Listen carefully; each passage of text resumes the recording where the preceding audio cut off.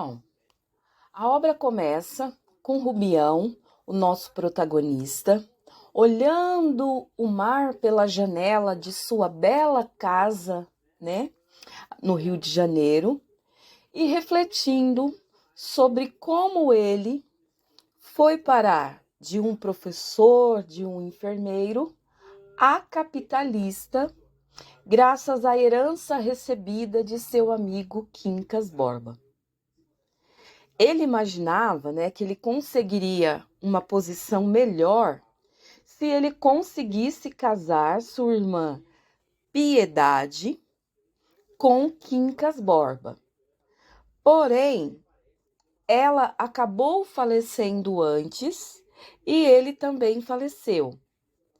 E, por outro lado, né, a obra saiu melhor que o encomendado, porque o que parecia uma desgraça converteu-se em uma satisfação ainda maior, porque Rubião acabou recebendo a herança inteira para si, sobre a única condição de também tomar conta do cachorro Quincas Borba.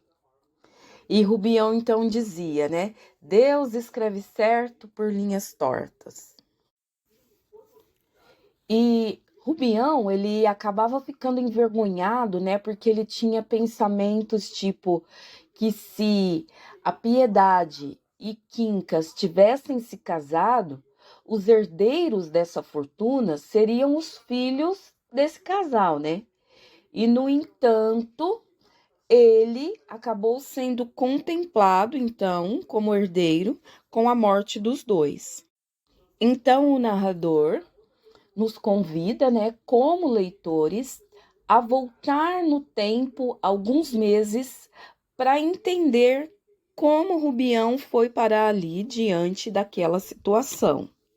Então, é importante lembrar que Quincas Borba é o mesmo personagem da obra Memórias Póstumas de Brás Cubas, que ele uma hora ele era um mendigo, depois ele se tornou herdeiro de uma fortuna e inventor de uma filosofia, a filosofia do humanitismo.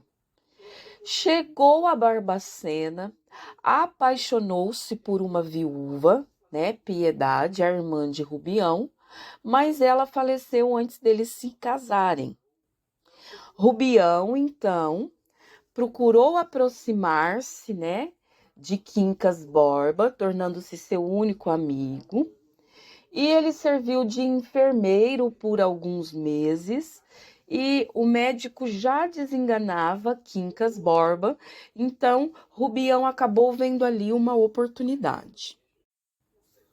Além de Rubião, o Quincas Borba teve também em seus últimos momentos de vida a companhia de um cão batizado com o mesmo nome do dono, ou seja, Quincas Borba, para que ele, né, fosse imortalizado no animal, que considerava digno de um nome humano, com base em sua filosofia. Quincas avalia seu estado terminal e Rubião comentou que ele tinha umas filosofias que poderiam ajudá-lo. Esta expressão foi considerada como desprezo pelo filósofo.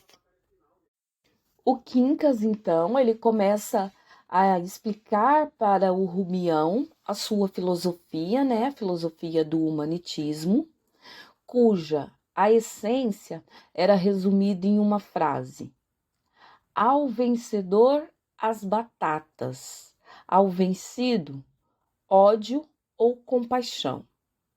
Ele acreditava que a morte de alguns era necessária à vida de outros, ou seja, tinha que haver um ganhador e um perdedor. Para que um ganhasse, é necessário que o outro perdesse. Então, a filosofia era baseada nisso, na lei do mais forte.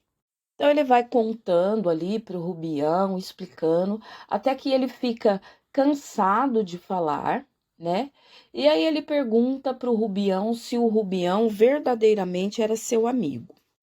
E ele decide, né, Quincas, que iria viajar ao Rio de Janeiro. E antes de viajar, ele chama um tabelião para registrar o seu testamento. Pediu a Rubião que cuidasse de Quincas Borba, o cão, durante esse mês em que se ausentaria. Rubião, né, ele temeu, então, que caso ele tivesse sido adicionado ao testamento e Quincas viesse a falecer durante a viagem, ele acabaria se sentindo culpado, né, por ter permitido que o amigo saísse da casa e se arriscasse. Então ele decidiu que ele abriria mão da eventual herança caso a morte de Quincas ocorresse nesse momento. O cão Quincas sentiu falta do dono, mal comia e mal dormia. Rubião impressionou-se com o comportamento do animal. E ele dizia, né, o Rubião, que o animal parecia gente. O médico, quando ficou sabendo dessa aventura de Quincas, afirmou que a sua morte seria certa e pediu que lhe fosse mostrada qualquer correspondência do doente. Rubião estava se sentindo incomodado pelas zombações, né, da vizinhança sobre ele, porque diziam que ele cuidava de um cachorro, quando o esperado era que um cachorro guardasse uma casa. E sentindo-se envergonhado por essa situação, ele nutria a esperança de ter algum legado de Quincas para si. Então o Quincas envia uma carta a Rubião, né, com algumas de suas sandices, afirmando ser ele próprio Santo Agostinho, fazendo paralelos com suas experiências de vida e suas filosofias. E percebendo a loucura do amigo, Rubião temeu por sua vida e decidiu não mostrar a correspondência a ninguém.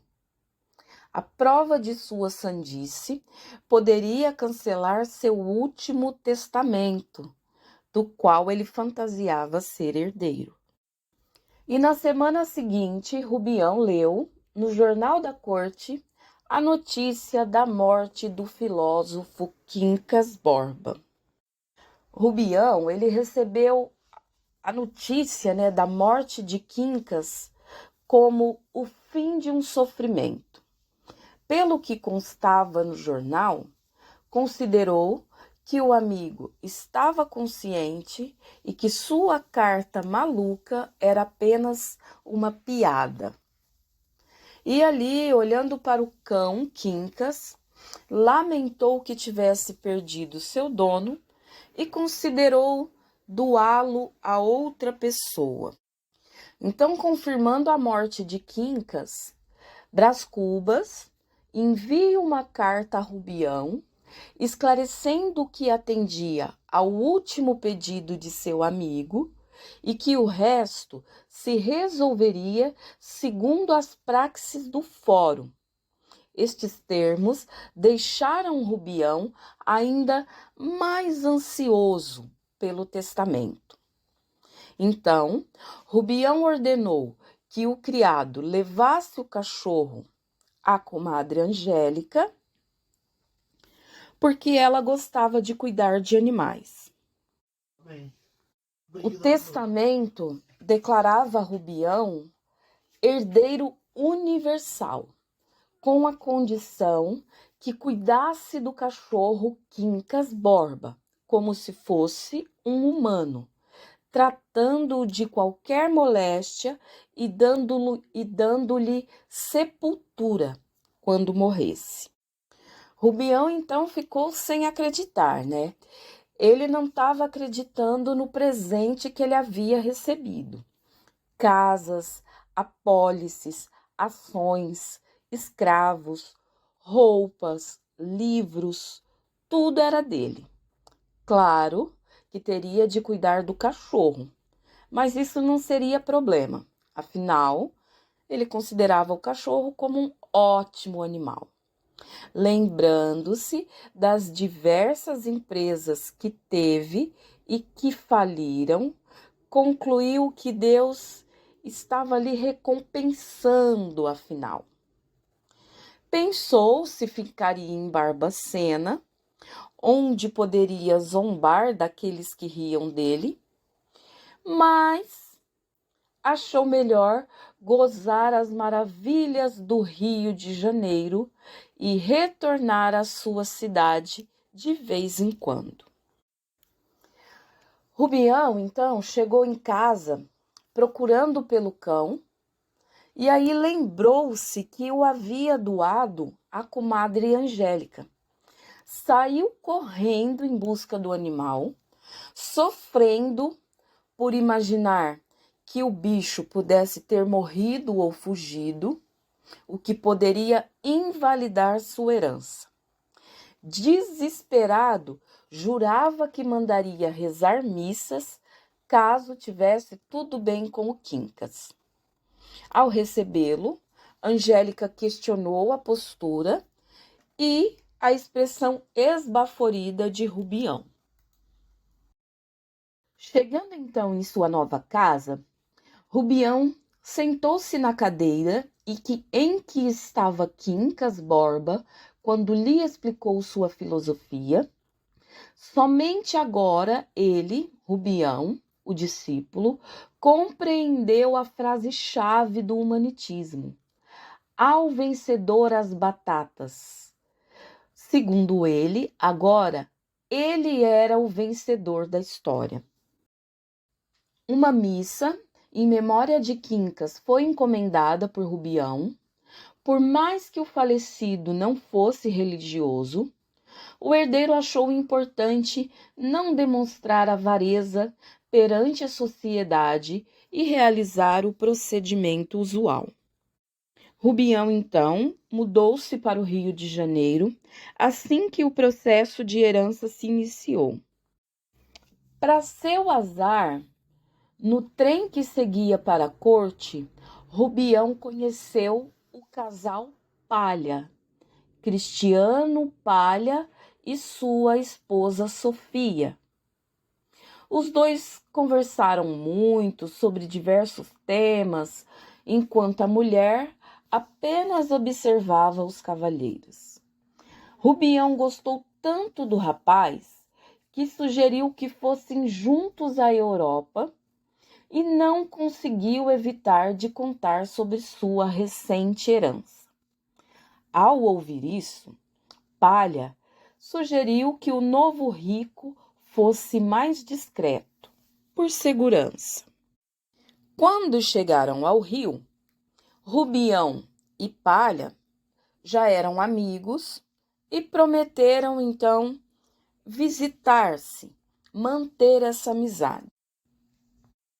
No dia seguinte, Palha foi à hospedagem onde estava Rubião para oferecer sua casa como moradia e sugerir o auxílio de um advogado, um parente seu, no processo do inventário de Quincas Borba.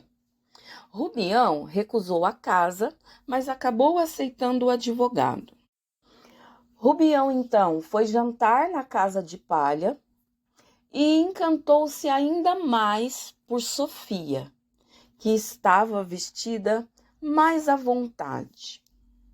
Esses jantares, eles se repetiram durante todo o processo de herança, que quase foi interrompido por uma denúncia de que Quincas estava demente e não poderia ter feito o testamento. Concluído o inventário, houve um jantar de comemoração, no qual Sofia parecia ainda mais bela aos olhos de Rubião. Rubião, então, mudou-se para uma casa em Botafogo, que era parte da herança. Teve a ajuda de Palha e Sofia nas visitas às lojas e leilões onde comprava os móveis da nova residência, fazendo questão de ter a opinião da moça todo momento. E todos esses fatos contados até agora aqui, né, minha gente, passavam pela cabeça de Rubião enquanto ele olhava pela janela. Conforme a gente foi falando aqui, conforme foi narrado nos capítulos iniciais. Até que ele, Rubião, saiu um pouquinho ali de suas lembranças e foi soltar o cachorro Quincas, né, que era sua obrigação diária. Rubião, então, ele questionava os seus sentimentos por Sofia, pensando também na traição que ele fazia a seu amigo Palha, que tanto confiava nele. Ao soltar Quincas, o animal agitou-se e lhe lambeu as mãos. Mas Rubião deu-lhe um tapa e depois chamou-o novamente. O cachorro tinha memória curta para as pancadas e longa para as carícias. A vida de Quincas não era má. Um garoto lhe dava banho todos os dias. Jean, o cozinheiro, gostava dele. O criado espanhol não. Rubião ficava muito tempo longe, mas não o tratava mal. E o deixava acompanhá-lo nas refeições, na sala e no gabinete. Quando chegava algum convidado, seu dono mandava que o espanhol o recolhesse. E o empregado, às vezes, o tratava com violência. Mas Quincas deitava em seu canto e ficava em seus pensamentos caninos. Lembrava-se de seu antigo dono e dormia melancolicamente até que o cozinheiro ou o Rubião o chamassem e a alegria retornasse. 2 amigos visitaram Rubião para o almoço. Carlos Maria, um jovem de 24 anos, e Freitas, um senhor de mais de 40 anos, do qual Rubião gosta mais. Rubião conheceu Freitas em um armazém.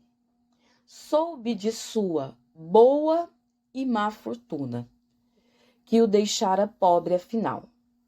Porém, a boa conversa, interessante e engraçada, chamou a atenção de Rubião. Freitas visitou a casa do novo amigo para conhecer as rosas que dizia possuir. Então passeou pelo jardim, analisando cada espécie e elogiando a coleção. Impressionado com seus conhecimentos, Rubião convidou-o para beberem algo e a relação se estreitou, de forma que Freitas aparecia muitas vezes para almoçar ou jantar. Certa vez, Rubião convidou Freitas para ir com ele à Europa, mas o homem recusou, dizendo que poderiam discordar do itinerário, e ele gostava de liberdade. Rubião lamentou, pois o considerava uma pessoa muito alegre. Mas Freitas emendou que aquilo era apenas uma máscara. No fundo, ele era triste, de forma que gostaria de ver as ruínas de Atenas, depois de um drama teatral e os tribunais de falências. Rubião achava graça da forma expansiva e franca como o amigo se expressava. O outro convidado do almoço, Carlos Maria, era o oposto de Freitas, frio e esnobe. Mas Rubião o tinha em maior consideração. Os 2 convidados, devido à diferença de temperamento, trocaram algumas farpas durante a refeição. Ao final do almoço, chegou o criado, trazendo uma cesta com uma carta a Rubião. A correspondência era de Sofia, que lhe encomendava a cesta com morangos e um convite para jantar, por ordem de Palha.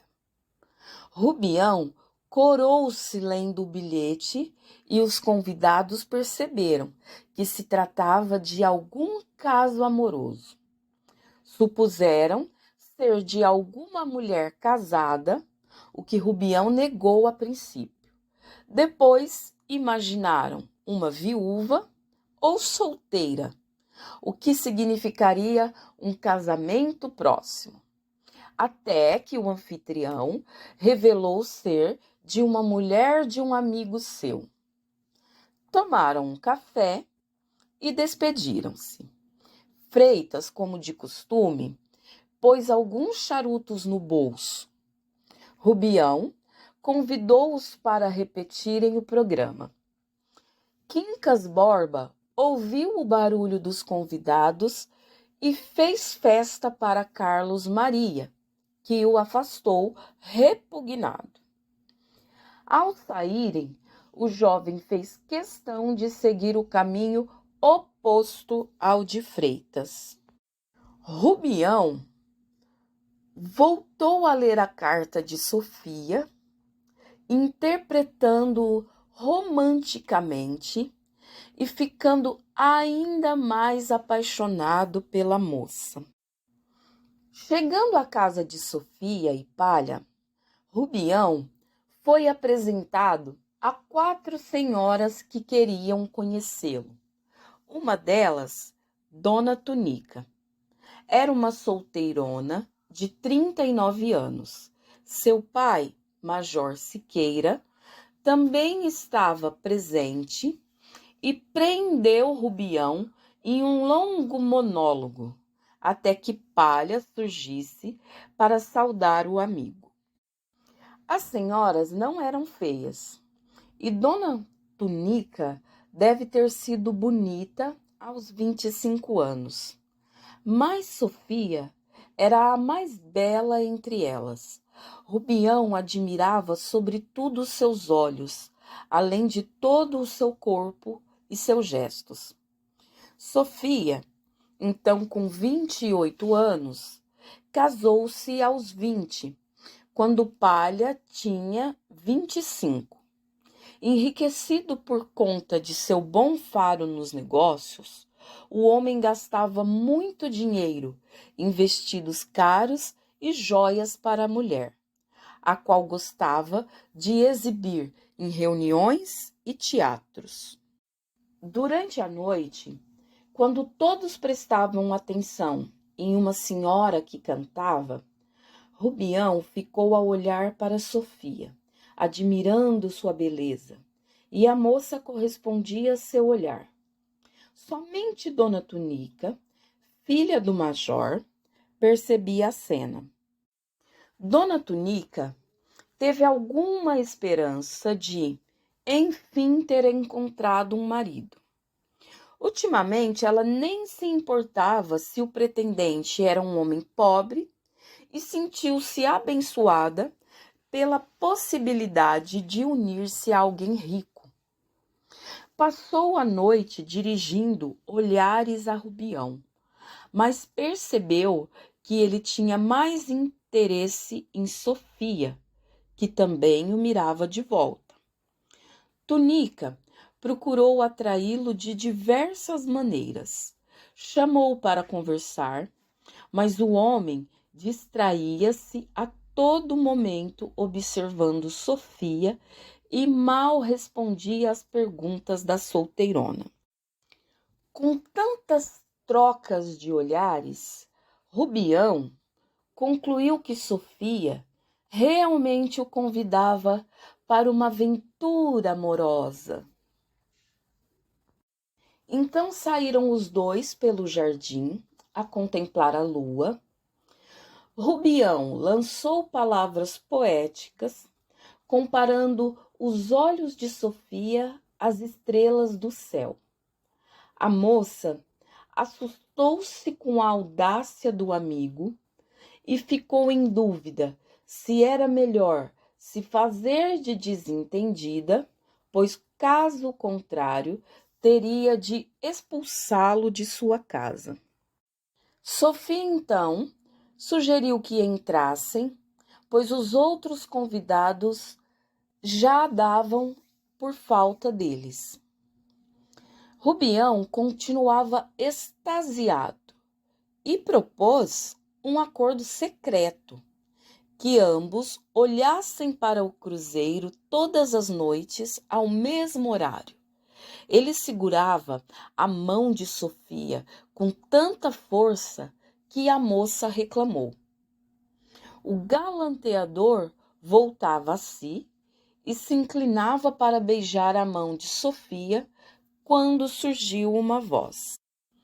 Era o Major Siqueira, que chegava e comentava sobre a beleza da lua e como ela inspira os namorados. Sofia desconversou, dizendo: Rubião falava sobre a noite em sua cidade Barbacena e contava uma anedota sobre um suposto padre Mendes. O major, que vira a posição do casal quando entrou no jardim, achou graça da história inventada. Sofia entrou na casa pela porta da sala de jantar, de forma que parecesse que estava dando ordens do chá. Siqueira ficou com o desconcertado. Rubião, comentando sobre um padre Mendes que conhecera, como se soubesse que tal anedota fora inventada, e depois chamando a atenção para a beleza de Sofia. Com medo da possível reação do major à cena assistida, Rubião passou a elogiá-lo, dizendo que gostaria de ser seu amigo e, ao final, indicou que voltaria à sua cidade. Mas Siqueira sugeriu que ficasse na corte, onde poderiam arranjar um casamento. Dona Tonica apareceu chamando por seu pai, pois desejava ir embora. Chegando em sua casa, Dona Tonica teve pensamentos vingativos contra Sofia, que além de seduzir seus pretendentes, se tornava uma adúltera, e decidiu que contaria tudo a seu marido. E após esses instantes de ódio, a solteirona observou seu leito, simples, porém arrumado, como se esperasse por um homem. Deitou-se e chorou. Por outro lado, Rubião descia o morro contente com sua iniciativa amorosa. Por vezes se culpava, imaginava ter sido precipitado, mas logo voltava a considerar que tudo ocorrera por conta dos sinais que a própria Sofia lhe dava. Quando pensava no marido, tinha remorsos, pois tinha sua confiança e, além do mais, havia-lhe emprestado dinheiro. Assim, sua mente se dividia e ele seguia rumo à sua casa. Quincas, o cão, recebeu o Rubião com muita alegria e o dono lhe correspondeu com muitas carícias e um certo receio de o espírito de seu falecido amigo estar vivo no animal. Ao deitar-se, os pensamentos sobre os acontecimentos do dia não o deixaram repousar. O almoço com os amigos, a lembrança do enforcado, a declaração de amor, Quincas Borba incorporado, era quase 4 horas quando adormeceu. Enquanto isso, em Santa Teresa, Sofia confidenciava a seu marido o que ocorrera no jardim, sugerindo que cortassem as relações com Rubião. Palha incomodou-se com estes fatos, mas as dívidas que tinham com o amigo impediam que ele tomasse qualquer medida extrema. Sua mulher, sabendo de tais empréstimos, propôs que ele agisse como se de nada soubesse e que ela apenas o tratasse com mais frieza. E Cristiano então concordou. Sofia arrependia-se de ter compartilhado o ocorrido com o marido e culpava-se por ter permitido que Rubião chegasse a tal ponto em seus galanteios. Então passou pela rua um rapaz que lhe sorriu. Sofia lembrou-se de ter dançado com ele em um baile no mês anterior. Era Carlos Maria. A memória das palavras do jovem naquela ocasião, que lhe elogiava os olhos e os ombros, a agradou.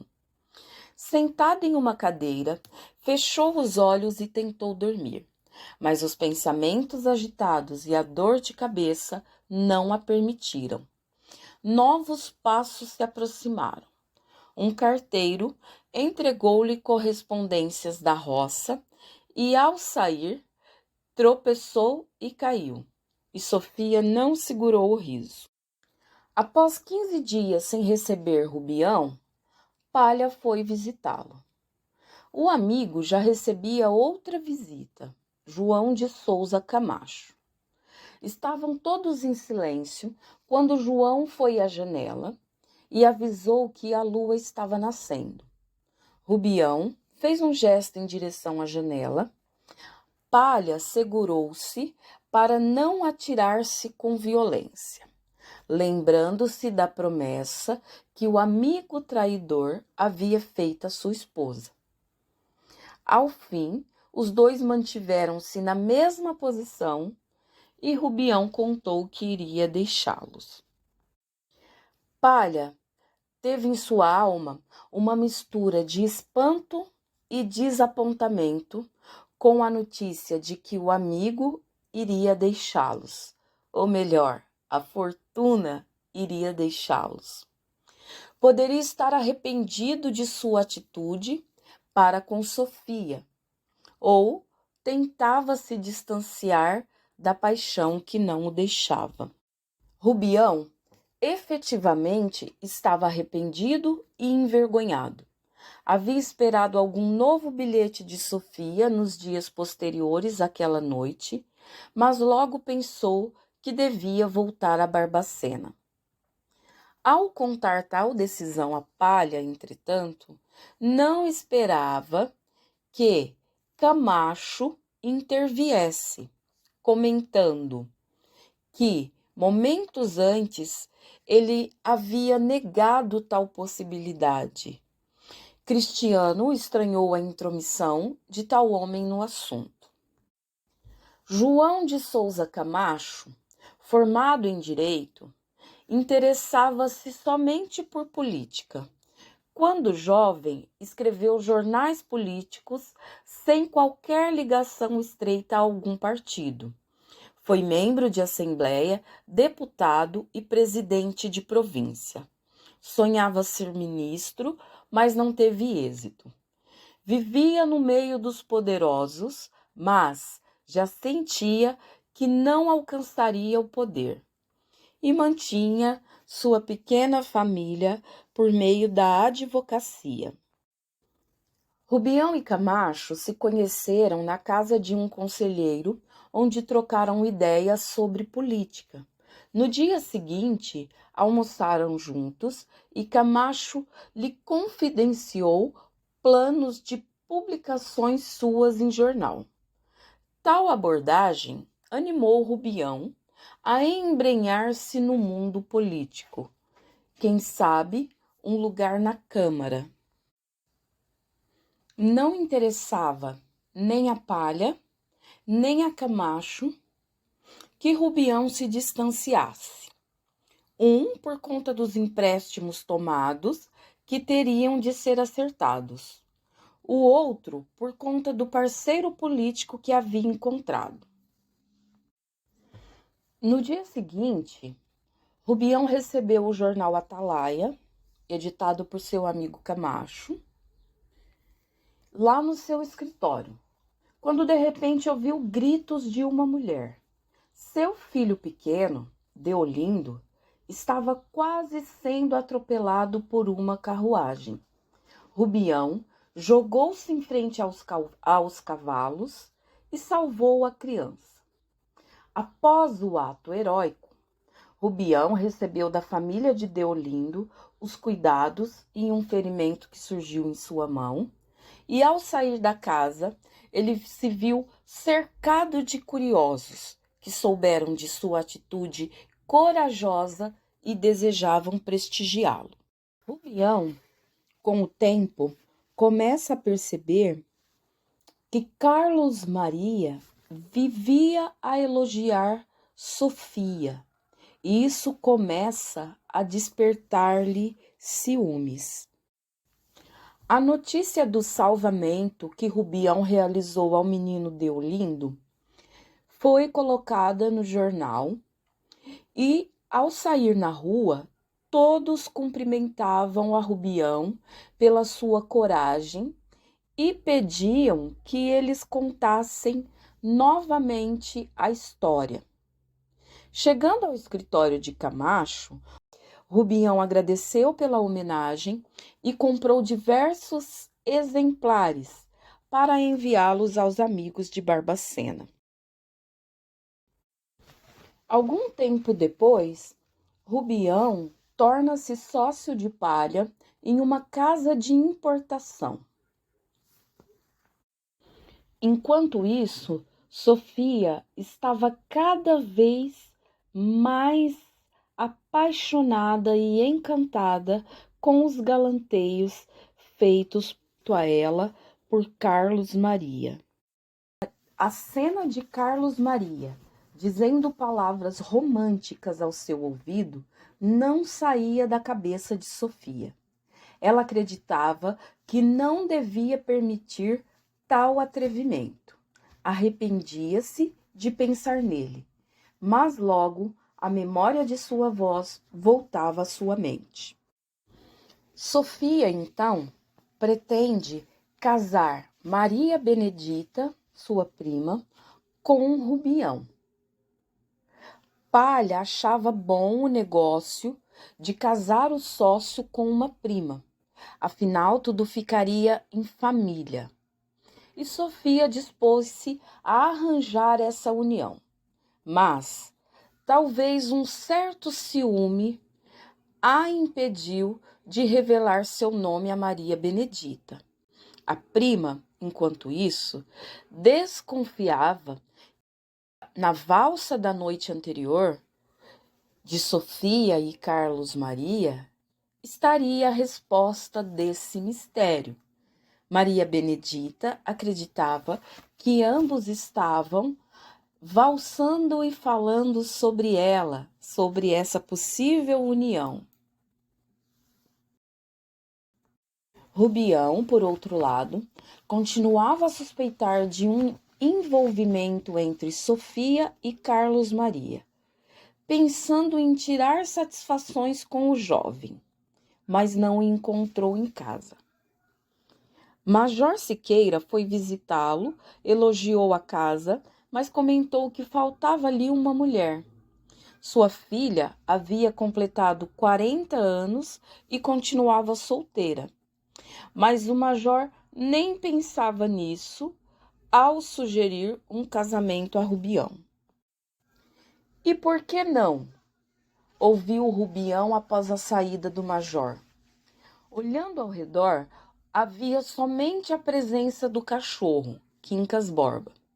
Seria o espírito do finado amigo falando pela boca do animal. Rubião sorriu de sua imaginação, mas, por via das dúvidas, acariciou a cabeça do cão. E essa pergunta ecoava na mente de Rubião. Por que não casar? Isso encerraria sua paixão louca por Sofia, lhe traria uma nova experiência, devolveria uma dignidade e unidade à sua vida. Rubião sentia-se disperso entre tantos amigos, passeios, teatros e leituras, as quais já não lhe davam tanto prazer. Faltava-lhe uma atividade, um compromisso. Antes mesmo de encontrar uma noiva, Rubião já pensava na pompa que teria seu casamento. Carruagens elegantes, ou, ao menos, os modernos coupés, convidados renomados e elegantes, louças importadas, criados fardados, uma grandiosa festa. E em seus sonhos, Rubião imaginava-se ostentando títulos de nobreza junto à sua mulher. Quando a imaginava, na maioria das vezes, ela tinha o rosto de Sofia. Esta imagem o fez pensar até mesmo na morte de seu amigo Palha, que desimpediria a relação com sua musa. Mas essa ideia foi logo afastada. Após as idas ao teatro, as quais acompanhava o casal de amigos, Rubião se lamentava com o cão Quincas Borba, lembrando-se com ternura de seu amigo falecido. Então, um certo dia, Palha contou a Rubião que a tia de Sofia, que morava na roça, faleceu, deixando sua filha Maria Benedita, e que a moça passaria a viver com o casal e seria uma possível pretendente para o colega, com a aprovação de Sofia. Rubião negou interesse na relação, mas Palha insistia em seu palpite. Rubião, então, ficou preocupado, pensando que Sofia queria livrar-se dele ao casá-lo com a prima. Mas logo emendou outra ideia. Ela poderia ter dito isso a Palha apenas para disfarçar seu verdadeiro sentimento, e isso o tranquilizou. Andando pela cidade, Rubião sentia-se cada vez mais entediado. Nada havia para fazer. Então, lembrou-se do amigo Freitas, que estava doente, e foi visitá-lo. Após 2 horas de conversa, saiu, deixando algum dinheiro para sua mãe, uma velha que impressionou-se com a boa ação, mal conseguindo agradecê-lo. Com o passar de alguns dias, chegou a notícia da morte de Freitas. No velório, a mãe do falecido quis ajoelhar-se aos pés de Rubião, que pagou todas as despesas do enterro. Os convidados e vizinhos, impressionados com o coupé luxuoso do colega do finado, davam mais importância ao defunto. No enterro, Rubião foi chamado para carregar o caixão e deitar a primeira pá de terra, mas abriu mão deste ato. Ao sair, alguns comentavam que ele era um senador ou desembargador. Rubião, então, fica uns 2 meses sem visitar a casa no Flamengo, a casa de Palha, e só se encontrava com Palha no armazém. O colega, que também cuidava de suas finanças, já o alertava que os gastos excessivos ameaçavam seu patrimônio. Rubião, no entanto, pediu 10.000 réis que usaria em um empréstimo a um investimento. Como não tinha o dinheiro na hora, Palha sugeriu que ele aproveitasse para visitá-lo em sua casa na noite seguinte, onde lhe entregaria o valor e desfaria qualquer mal-entendido com Sofia. O empréstimo a que Rubião se referia serviria para salvar o Atalaia, o jornal político que entrava em crise. Camacho convenceu-o ainda da necessidade de algumas mudanças de postura editorial, considerando que sua candidatura à Câmara fora malfadada justamente por desarranjos políticos. Houve ainda uma breve discussão entre Camacho e Rubião, que sugeriu uma alteração num trecho do artigo que seria publicado. Nada sério, só questão de estilo. Rubião continuou se abstendo de visitar Sofia, até o dia em que a viu passando num carro e acenando para ele. Não podia entender como ela não estava envergonhada por conta da carta. Em seguida, encontrou Palha, que o lembrou do aniversário de sua mulher e o convidou ao menos para um chá. Rubião ainda aproveitou para retirar mais 2 contos de réis e foi comprar um colar de brilhantes para aniversariante. Sofia recebeu da criada o embrulho como presente de Rubião e chegou à conclusão de que ele ainda a adorava. Na festa, havia poucos convidados, entre eles Carlos Maria, que conversava com Maria Benedita e outra senhora. Assim que chegou, Rubião acompanhou todos os movimentos de seu oponente. Sofia, no entanto, dava todas as atenções a Rubião e pediu que conversassem a sós. Ele ainda imaginava que esse comportamento era apenas um disfarce. Em particular, Sofia entregou a Rubião a tal carta, chorando pela injustiça que fora vítima. O homem se afetou pelas lágrimas e disse acreditar nela. Mais ainda, sentir-se mal com a presença de seu rival. Sofia revelou que Carlos Maria se casaria com Maria Benedita. Tinham um romance há algum tempo. Então, com o passar do tempo, Carlos Maria e Maria Benedita casaram-se e viajaram para a Europa. Sofia não foi ao embarque da prima, mas enviou seu marido. Dizendo estar doente, permaneceu em seu quarto, pensando nos galanteios de Rubião, e lia um romance que lhe havia dado quando surgiu a frase: "Ele merece ser amado". Fechou os olhos e ficou com seus pensamentos. Palha, então,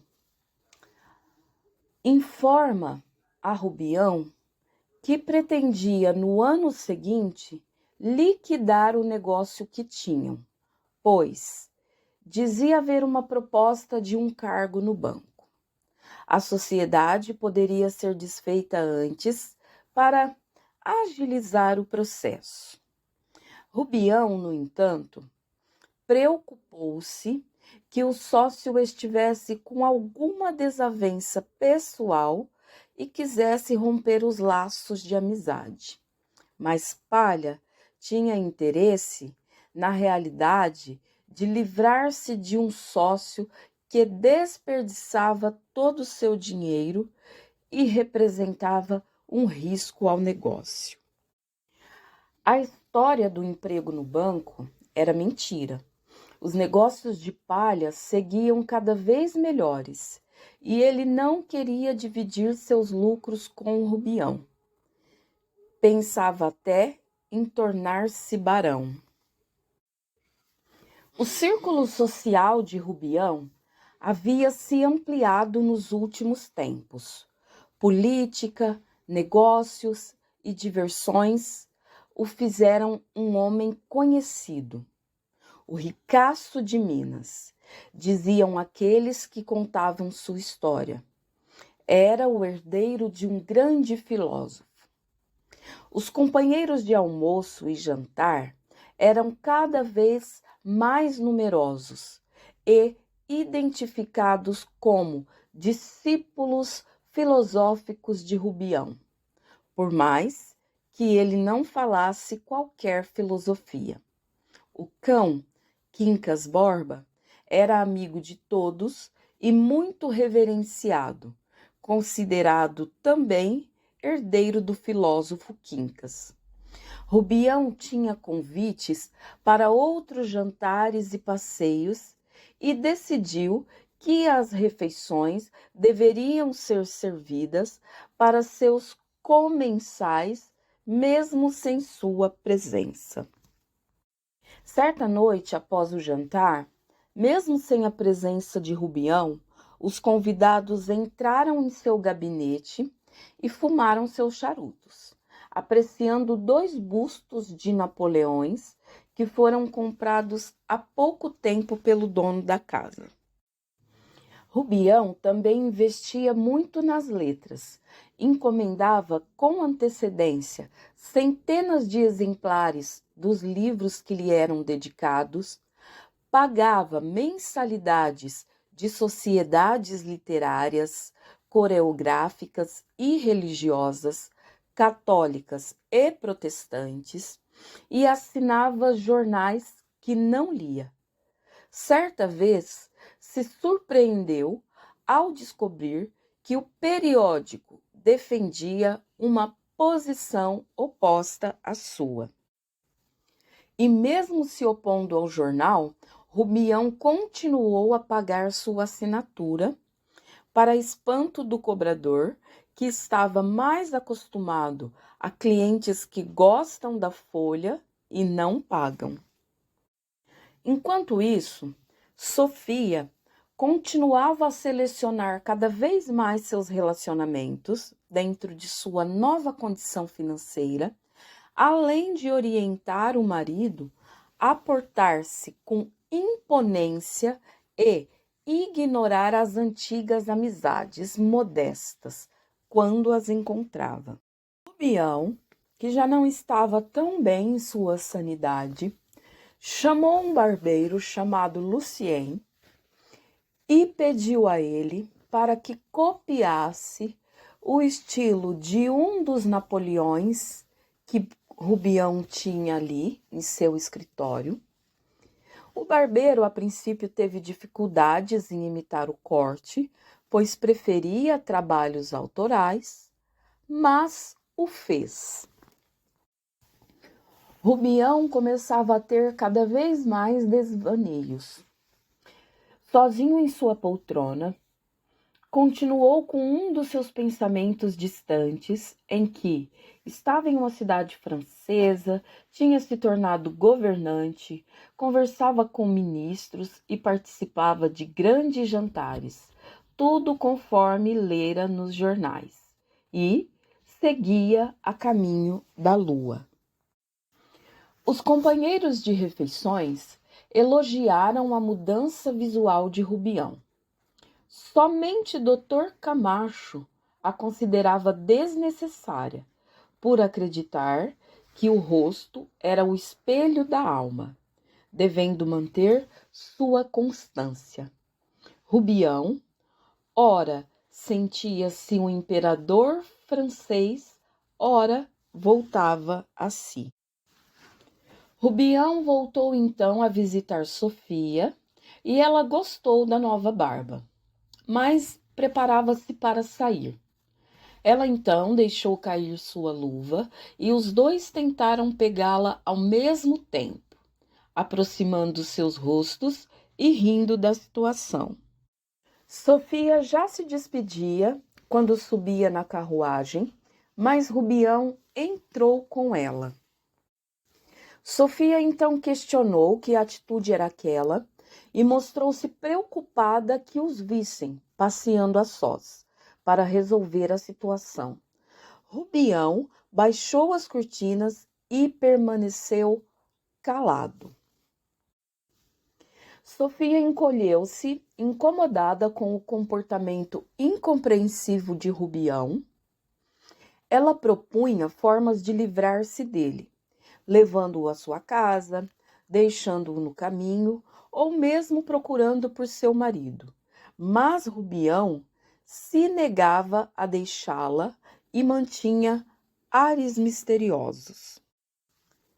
Repentinamente, Rubião começou a narrar os fatos apaixonados que teriam ocorrido desde o dia em que se conheceram. A moça já estava assustada por desconhecer suas histórias e ficou ainda mais preocupada quando Rubião passou a apresentar-se como Luiz Napoleão, prometendo torná-la duquesa. Estava delirando. Desesperada, Sofia propôs que o cocheiro os levasse até seu marido. Rubião, então, imediatamente decidiu descer do carro. Na rua, Rubião voltava à realidade, conversando com conhecidos. Na carruagem, Sofia entrava em desvaneios nos quais sentia um misterioso afeto pelos relatos amorosos imaginários de Rubião. Todos souberam das trocas de personalidades de Rubião, que era testado com conversas sobre a França e o imperador. A Guerra Franco-Prussiana avivou ainda mais as crises de Rubião, que acompanhava todas as notícias dos jornais com interesse pessoal. Os convivas dos jantares não negavam as loucuras do anfitrião, mas também não se entregavam a elas. Rubião dava ordens militares e enxergava banquetes onde havia refeições cada vez mais modestas. A casa também se tornava empobrecida e desgastada. As falas do filósofo Quincas Borba vinham à sua boca. Sofia sentia uma leve compaixão por Rubião, escutando nos momentos de sanidade e prevenindo apenas qualquer ocorrência como a da carruagem. Acreditava que o amor por si fora uma das causas de seu enlouquecimento e assim perdoavam. Com o tempo, Palha e Sofia recebem Dona Fernanda e Teófilo, que indagam sobre uma possível internação de Rubião. No entanto, Palha afirma que seu mal não é nada grave. Fernanda entrega a Sofia uma carta que recebera de Maria Benedita. Ela lê com tédio e desprezo os relatos de felicidades vindos da Europa, coroados com um anúncio de gravidez. Sofia se incomoda que Maria Benedita não lhe envie cartas tão íntimas e sente ciúmes por Carlos Maria. A manhã chuvosa deixou Sofia ainda mais indisposta. Os pensamentos de traição de Carlos Maria e da ingratidão de Maria Benedita não saíam de sua mente. Sofia se afligiu ao encontrar Rubião numa livraria, mas conseguiu evitá-lo. Dias depois, o encontrou novamente na casa de Dona Fernanda, mas ele apenas a cumprimentou. Sofia perguntou à anfitriã se ele era visita frequente, e a moça respondeu que estava ali pela 4ª vez, algumas vezes delirando, e pediu à amiga que falasse com seu marido para procurar um tratamento para ele. Sofia relatou ao Palha as preocupações sobre Rubião, mas ele não queria arranjar problemas para se ocupar. A mulher insistiu, uma vez que deveriam corresponder à generosidade demonstrada por Dona Fernanda para com o doente. Diante disso, Palha organizou a mudança de Rubião para uma casa menor, perto do mar. Ele não se incomodou. Em seus delírios, estava numa praia francesa. Os usuais companheiros de refeições sentiram mais a mudança. Aquela casa e a companhia mútua já estavam em suas rotinas. Palha avisou que talvez Rubião seguisse para um serviço de saúde e todos lamentavam que nada tivesse sido feito antes.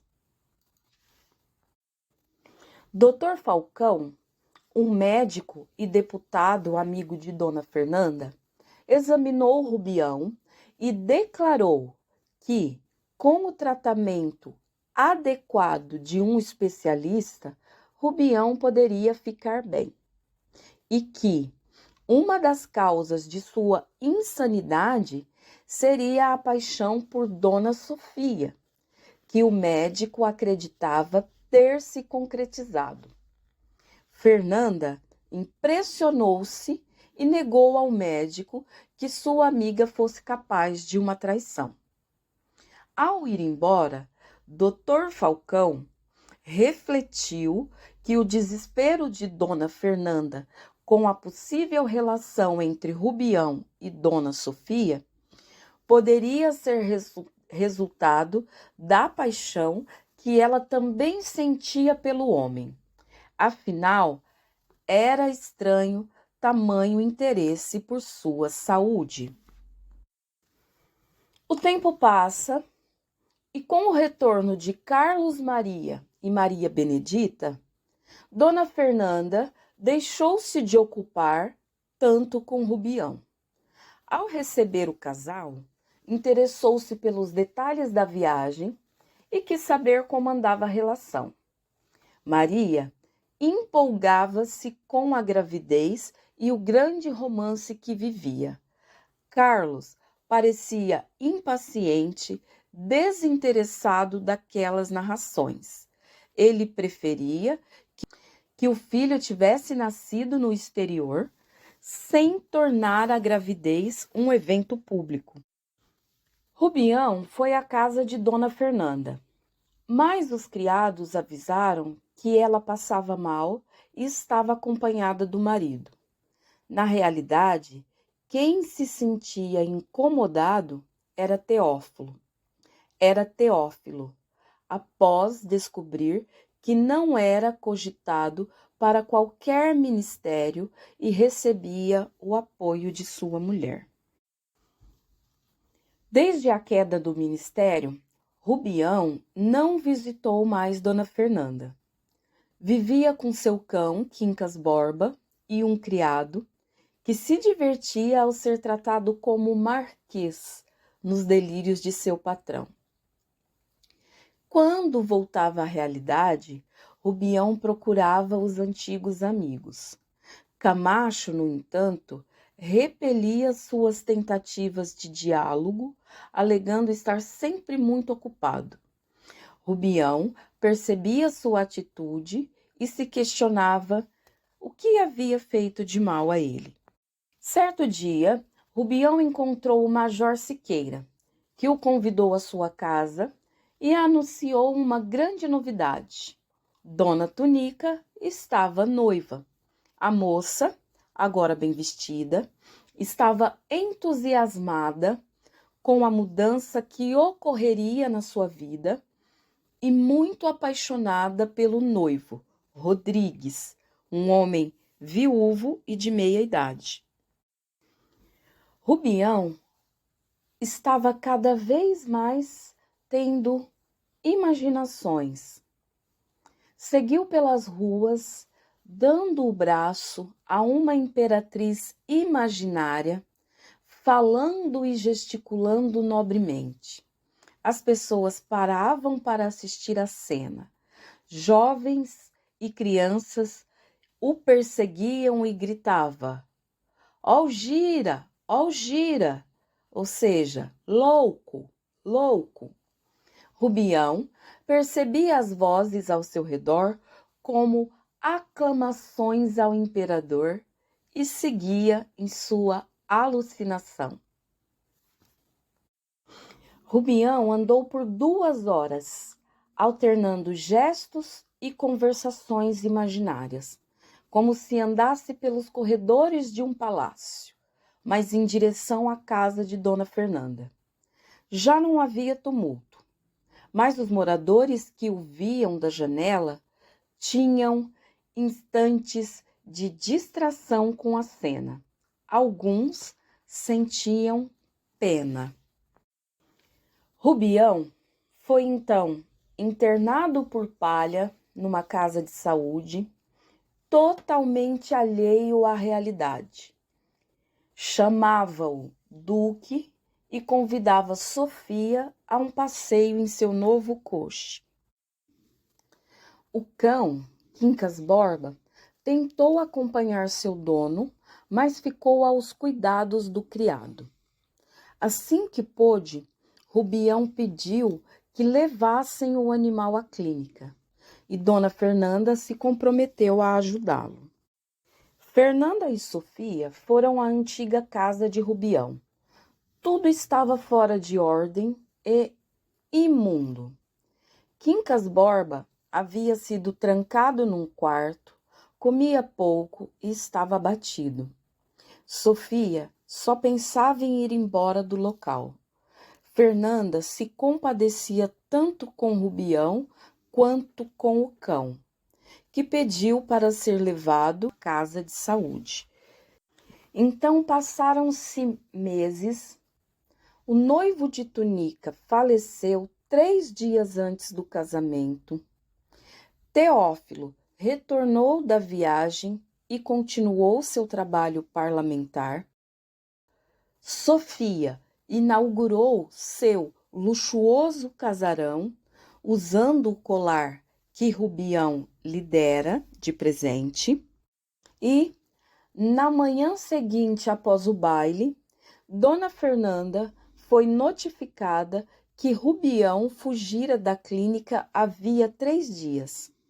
Ela pediu ao marido que falasse com o Ministério da Justiça para procurarem pelo desaparecido. Rubião estava em Barbacena. Uma semana antes, aparentava sanidade e havia pedido ao Palha que o tirasse dali para voltar à sua cidade. Mas o doutor recomendou mais 2 meses de internação. Então, acompanhado de Quincas Borba, Rubião subiu as ladeiras de Barbacena, exclamando as filosofias de seu finado colega: ao vencedor as batatas. Ao vencedor as batatas, mesmo sem compreender muito bem do que se tratava.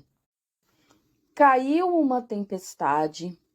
Rubião e o cachorro, que andavam sem destino pelas ruas, molhados, encharcados, acabaram ambos adoecendo. O vazio do estômago de Rubião era satisfeito com seus banquetes imaginários. Quincas Borba sofria com a fome e continuavam a caminhar sem rumo pela noite. Ao amanhecer, Rubião despertou ainda exclamando: ao vencedor as batatas. A comadre de Rubião o viu perambulando e o recebeu em sua casa.